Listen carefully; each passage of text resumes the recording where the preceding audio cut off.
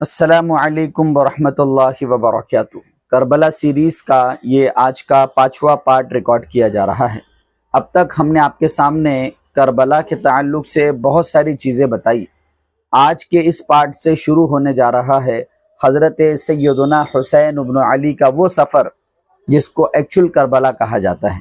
آج سے پہلے ہم بتا رہے تھے کہ حضرت حسین کو خطوط آ رہے ہیں، حضرت حسین کا مسلم بن عقیل کو بھیجنا، مسلم بن عقیل کا کوفہ جانا، 18,000 سے زیادہ لوگوں کا حضرت حسین کے نام سے بیعت لینا اور بیعت کرنا، اور پھر اس کے بعد ابن زیاد کا آ کر نعمان بن بشیر کو ہٹانا یزید کے حکم سے، اور پھر ابن زیاد کا حانی بن عروہ کو قتل کرنا، حضرت مسلم بن عقیل کو قتل کرنا، اور بہت سارے لوگوں کو قتل کرنا۔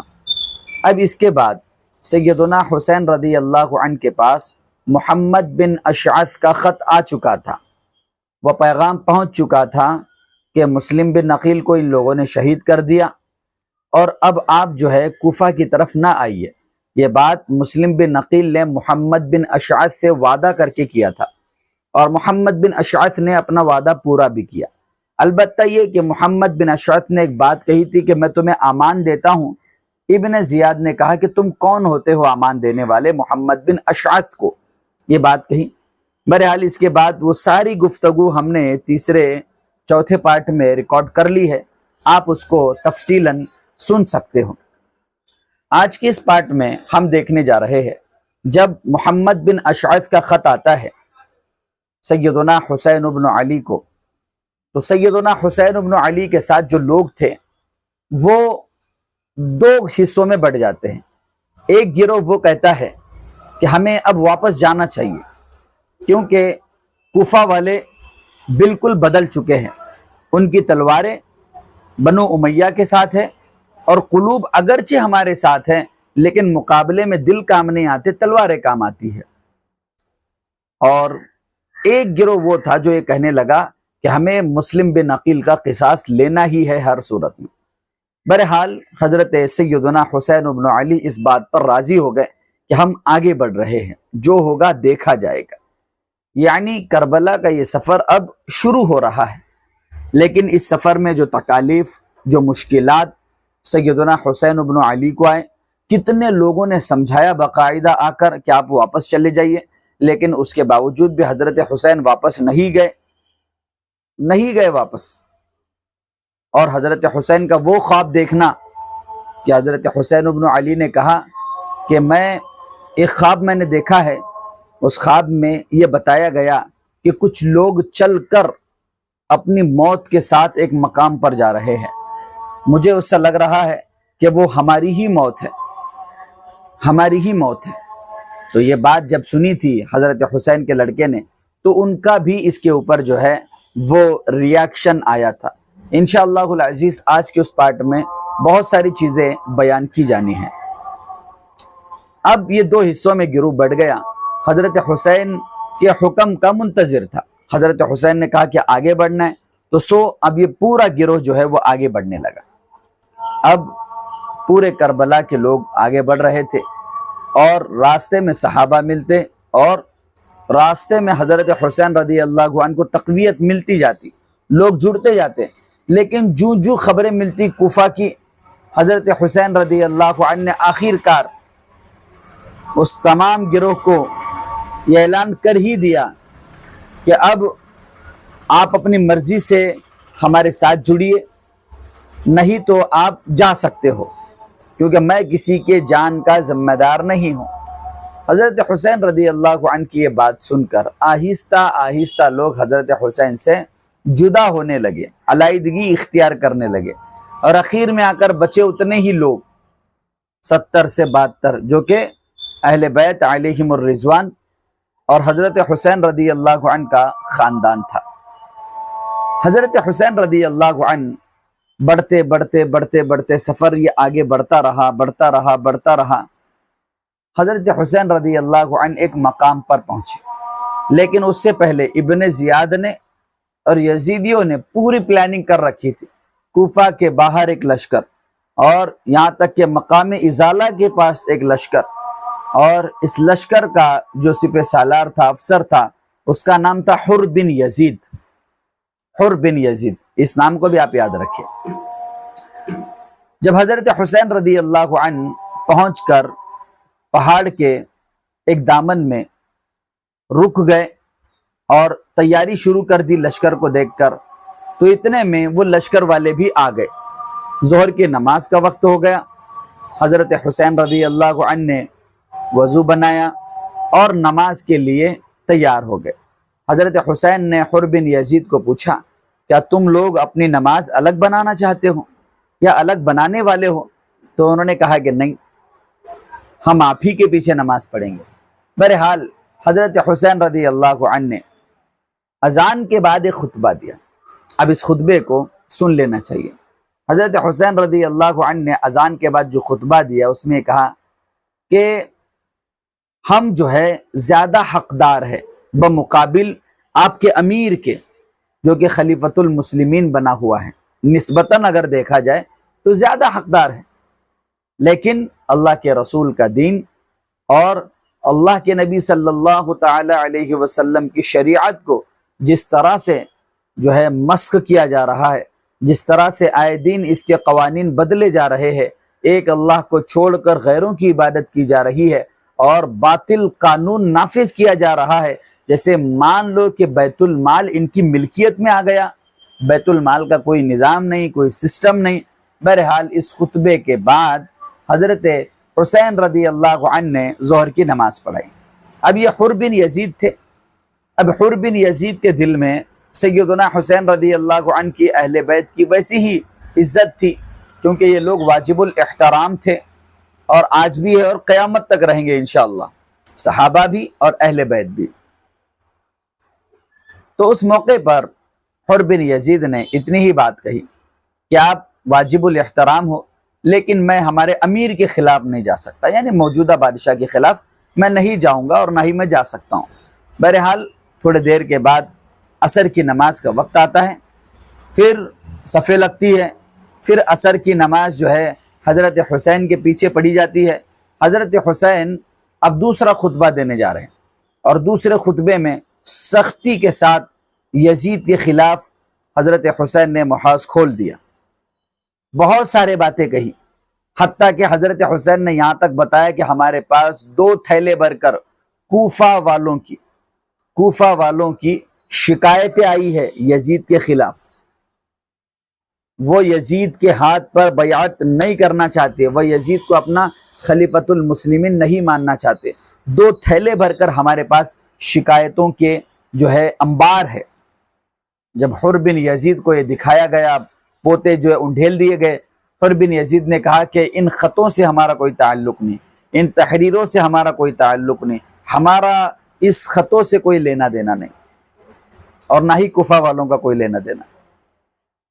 تو جو ہی یہ بات سیدنا حسین ابن علی رضی اللہ عنہ نے سنی، حسین ابن علی نے یہ کہا، ان خطوں میں باقاعدہ لکھا ہوا ہے کہ کس طرح سے ان پر ظلم کیا جا رہا ہے، کس طرح سے انہیں جو ہے ناحق پریشان کیا جا رہا ہے، کس طرح سے بیت المال کو لوٹا جا رہا ہے، کس طرح سے ایک خدا وحدہ لا شریک لہ کی عبادت کو چھوڑ کر ابلیس کی اتباع کی جا رہی ہے۔ حسین ابن علی نے یہ بات کہی۔ بہرحال اس کے بعد سیدنا حسین ابن علی رضی اللہ عنہ کے چاہنے والوں میں سے چند ایک لوگ، جن کا نام غالباً ترماح کچھ ہے، وہ آئے اپنے لوگوں کو لے کر۔ حر بن یزید نے روکنا چاہا۔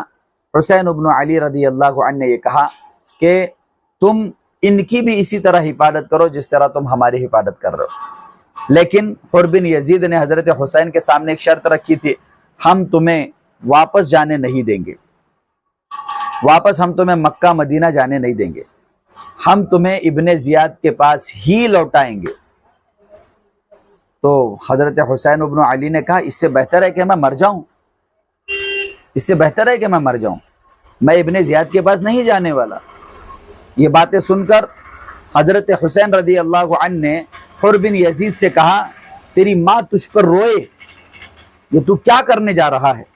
حر بن یزید غصے میں آ کر، اس کا چہرہ سرخ ہو گیا، غصے میں آ کر وہ کہنے لگا، اگر تمہاری جگہ کوئی اور ہوتا تو میں اسے جواب دیتا، لیکن آپ کی والدہ کے خلاف جانا اور آپ کی والدہ کے خلاف بولنا یہ کسی زبان میں طاقت نہیں ہے۔ یعنی سیدہ کے بارے میں حر بن یزید جانتا تھا، اسی لیے تو حر بن یزید نے کہا کہ کسی کی زبان میں یہ طاقت نہیں کہ آپ کی والدہ کو کچھ کہہ سکے۔ بھائی رسول اللہ صلی اللہ علیہ وسلم کی بیٹی حضرت علی رضی اللہ عنہ کی زوجہ، حسنین کریمین کی والدہ اور جنتی عورتوں کی سردار فاطمۃ الزہرا رضی اللہ عنہا، ان کے خلاف کون بول سکتا ہے؟ ترماح کے آنے کے بعد سیدنا حسین بن علی رضی اللہ عنہ سے اس نے بات کی، انہوں نے کہا کہ آپ چلیے ہمارے ساتھ، ہم آپ کو ایسی جگہ پہ رکھیں گے جہاں تک پہنچنا کسی کے بس کی بات نہیں ہوگی، اور آپ وہاں پر رک کر کچھ دنوں کا انتظار کیجئے، 20,000 کا لشکر میں آپ کے ساتھ جوڑ دوں گا، پھر میں دیکھتا ہوں کہ کون آپ کے ساتھ مقابلہ کرتا ہے۔ یہ ترما کہنے لگا حضرت حسین رضی اللہ عنہ سے، لیکن حضرت حسین رضی اللہ عنہ نے یہ کہا کہ ہماری حر بن یزید سے بات چل رہی ہے، حر بن یزید سے بات چل رہی ہے۔ اب حر بن یزید اتنا لشکر لے کر آیا تھا کہ اگر اس لشکر سے مقابلہ ہو تو عین ممکن تھا کہ وہیں پر سیدنا حسین رضی اللہ عنہ کے گھرانے کا بہت بڑا نقصان ہو جائے، بہت بڑا نقصان ہو جائے۔ لیکن حر بن یزید حضرت حسین رضی اللہ عنہ کو تکلیف پہنچانا نہیں چاہتا تھا، وہ اپنا کام کر رہا تھا، لیکن حر بن یزید بھی یہاں پر غلطی پر ہے، کیونکہ وہ جسے نیک سمجھ رہا ہے ابن زیاد کو، وہ قاتل ہے۔ وہ ابن زیاد جسے نیک سمجھ رہا ہے یزید کو، وہ بھی یقیناً فاسق و فاجر ہے، کیونکہ ابن زیاد کو خط لکھ کر یزید نے ہی کہا تھا کہ ہر اس شخص کو قتل کر دینا جو تمہارے مقابلے میں آئے۔ جب ابن زیاد نے مسلم بن عقیل کا اور ہانی بن عروہ کا سر یزید کو بھیجا تو یزید نے خوش ہو کر یہی تو لیٹر لکھا تھا، یہی لکھا تھا کہ ہر اس شخص کو قتل کر دینا جو تمہارے روڑے میں آئے، جو تمہارے راستے میں آئے، جو رکاوٹ بنے سلطنت کے لیے، اور جو اس سلطنت کو تباہ و برباد کرنے کے جو خواب دیکھ رہا ہے، ہر اس شخص کو آپ جو ہے قتل کر دیجیے۔ اب یزید نے ابن زیاد کو کھلی چھوٹ دے رکھی تھی، اب وہ نچا رہا تھا لوگوں کو اسی طرح سے۔ حر بن یزید کو بھیج کر اس نے کوفہ سے پہلے ایک لشکر اور عین کوفہ کی سرحد پر دوسرا لشکر، یہ ترما کہتے بھی ہے کہ ہم کوفہ کا حال دیکھ کر آ رہے ہیں، کوفہ کے باہر ایک جم غفیر، ایک بڑا لشکر آپ کے انتظار میں ہے۔ اس لشکر سے اگر آپ بچو گے حر بن یزید کے تو آگے ایک بڑا لشکر ہے۔ حضرت حسین رضی اللہ عنہ کو کتنے لوگوں نے کہا کہ آپ واپس جائیے، آپ واپس جائیے، آپ واپس جائیے۔ میں 4 پارٹوں میں آپ کو یہی بتا رہا ہوں کہ اتنے لوگوں نے بتایا کہ عمر بن عبد الرحمن، حضرت عبداللہ ابن عباس، عبداللہ ابن جعفر، عبداللہ بن مطیع، عبداللہ ابن عمر، سوائے عبداللہ ابن زبیر کے اور کسی نے نہیں کہا کہ آپ جائیے، کسی نے نہیں کہا۔ ان سارے لوگوں نے روکا، راستے میں کئی افراد ملے، انہوں نے روکا، حتیٰ کہ ایک عربی شخص جب حضرت حسین رضی اللہ عنہ اپنے کنبے کو اور اپنے قافلے کو لے کر نکل رہے تھے، ایک عربی شخص ملا راستے میں، اس عربی شخص نے حضرت حسین رضی اللہ عنہ سے یہ کہا کہ کہاں کا رخ ہے؟ حضرت حسین رضی اللہ عنہ نے کہا کوفے کا ہے، اور کوفہ کے حالات کیسے ہیں؟ تو اس شخص نے کہا کوفہ کے حالات ان دنوں بڑے خراب ہے، مانو جیسی ان کی تلواریں بنو امیہ کے ساتھ ہو اور دل آپ کے ساتھ ہو، لہٰذا آپ نہ جائیے۔ یہ تو بارہا حضرت حسین کو بتایا جا رہا تھا کہ آپ نہ جائیں، لیکن قدرت الہی کس جانب لے جا رہی ہے یہ حضرت حسین ہی سمجھ سکتے تھے۔ بڑھ ہی رہے تھے، آگے بڑھ ہی رہے تھے۔ حضرت حسین رضی اللہ عنہ کا وہ خواب، اچانک آرام کر رہے تھے، اٹھ کر بیٹھ گئے کہ کچھ گھوڑ سوار اپنی موت کے ساتھ چل رہے۔ حضرت حسین رضی اللہ عنہ نے اسے اندازہ لگا لیا کہ یقیناً وہ لوگ ہم ہی ہے، وہ لوگ ہم ہی ہے۔ لوگو کربلا آپ سنو، کربلا ایک داعی ہونے کی حیثیت سے سنو، آپ مبلغ ہونے کی حیثیت سے سنو، منصف ہونے کی حیثیت سے سنو، اور اللہ کے نبی کے دین کو غلبہ حاصل ہو اس نیت سے سنو۔ خود بھی اس کے اندر جو ہے اپنا وقت، اپنا پیسہ، اپنی جان اور اپنا مال لگاؤ اور حضرت حسین رضی اللہ عنہ جیسا ایمان بناؤ۔ یقیناً ان جیسا ایمان کسی کا نہیں ہو سکتا، لیکن ہم نبی علیہ الصلوۃ والسلام کے پیروکار بنیں گے تو الحمدللہ ہمیں کم از کم 10واں درجہ تو مل جائے گا۔ 100ویں درجے تک تو نہیں پہنچ سکیں گے، ایٹ لیسٹ کم سے کم 90 درجے اگر نہیں بھی ملتے تو 10واں درجہ ہمیں ملے گا۔ اتنے لوگوں کے منع کرنے کے باوجود کوفہ کے لوگ، مظلومین کی باتیں، ان کے ان خطوط میں کیا لکھا ہوا تھا، ایسی باتیں جو حضرت حسین کو بار بار وہ چیزیں مجبور کر رہی تھی کہ مجھے جانا ہی ہے۔ ایک داعی بے چین تھا کہ اللہ کے بندے پریشان ہیں، اگر میں ان کی پریشانیوں کو حل کر سکتا ہوں بإذن اللہ، بفضل اللہ، تو میں جاؤں گا، میں دور کروں گا ان کی پریشانیوں کو بإذن اللہ، اللہ کی اجازت سے۔ لیکن اپنی جان کو جوخم میں ڈال کر، اپنے گھر والوں کو جوخم میں ڈال کر، آپ دیکھیے کربلا کیسی لکھی گئی ہے۔ یزیدیت نے شور و گل کر کے، دھوکے سے مسلم بن عقیل کو شہید کر کے حضرت حسین کو کربلا کے میدان میں شہید کر دیا، لیکن یزیدیت وہیں تک زندہ تھی، ظلم و بربریت تک، مر گئی پھر اس کے بعد۔ اب قیامت تک حسینیت چلے گی انشاءاللہ العزیز۔ اس لیے میں آپ سے ریکویسٹ کرتا ہوں ہمارے پورے پارٹس کو دیکھیے، ایک آدھ پارٹس کو اگر آپ دیکھو گے تو آپ کبھی بھی جو ہے حسینیت کے مزاج کو سمجھنے میں کبھی بھی پورا نہیں اترو گے۔ حسینیت کے مزاج کو سمجھنا ہے، پوری کی پوری کربلا سنیے۔ الحمدللہ یہ ہم نے جو ہے آپ کے سامنے 5واں پارٹ ریکارڈ کیا ہے۔ کل یا پھر انشاءاللہ آج ہی رات میں آپ کو اس کا دوسرا پارٹ بھی دیکھنے کو ملے گا، جس کے اندر ہم بتائیں گے کہ حضرت حسین رضی اللہ عنہ اب کربلا کی طرف بڑھ رہے ہیں، کربلا کی طرف بڑھ رہے ہیں، اور کربلا کے اندر حضرت حسین رضی اللہ عنہ کس طرح سے پہنچے، مجبور ہو کر پہنچے، کس طرح سے پہنچایا گیا، حر بن یزید کے ساتھ آگے کے معاملات کیا ہیں، تمام تر چیزوں کا نقشہ پارٹ نمبر 6 میں انشاءاللہ آپ کے سامنے لایا جائے گا۔ آپ حضرات سے گزارش ہے اسی طرح ویڈیوز کو دیکھیے، چینل کو سبسکرائب کر کے آگے لوگوں تک شیئر ضرور کیجیے۔ السلام علیکم ورحمۃ اللہ وبرکاتہ۔